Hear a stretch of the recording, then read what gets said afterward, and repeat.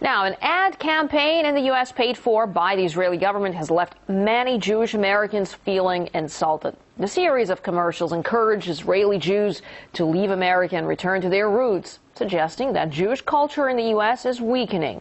But as Paula Sleer now reports, the ads seem to have done more harm than good. The Beckermans could be the family featured in an advertisement recently pulled from American TV. Gal is Israeli, married to Deborah, an American Jewish woman. What it was saying is that my husband shouldn't have married me. The emotional response was just kind of, ouch.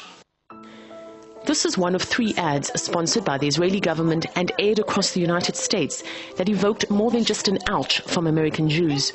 When her Israeli grandparents ask what festival it is, the American granddaughter happily answers Christmas instead of the Jewish festival of Hanukkah. The implied suggestion was that Jewish identity is being diluted in America, and that angered many Jews who live there. Israel knows it needs American Jews' support.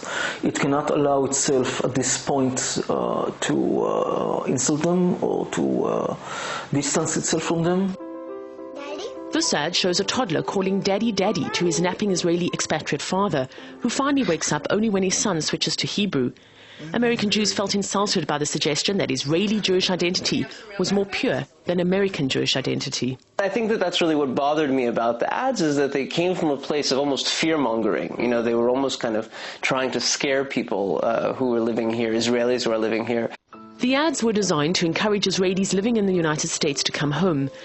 But critics complained they smacked of arrogance, ignorance, and cultural disrespect for America.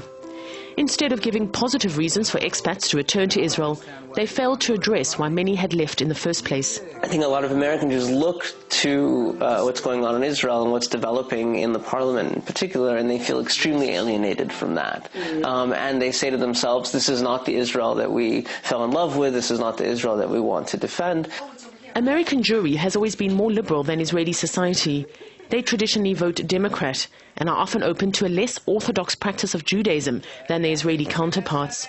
For years, a rift has been growing between the two, much of it based on the aggressive policies of Tel Aviv towards Gaza and the occupation.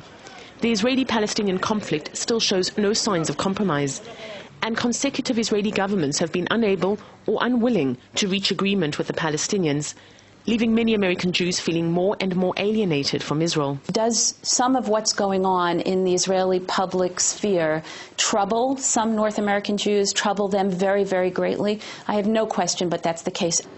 Since the late 1960s, Israel has built hundreds of thousands of homes here in the West Bank.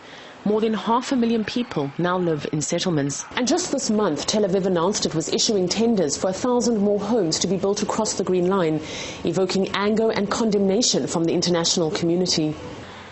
As many as 1 million, 1 in 8 Israelis live outside the country. In the last 5 years, the number of people who choose to leave the Holy Land has outpaced those wanting to come and live in Israel. And although the ads are no longer on air, the reasons that they provoked such a backlash in the first place are far from resolved. Paula Sleer, RT, Tel Aviv.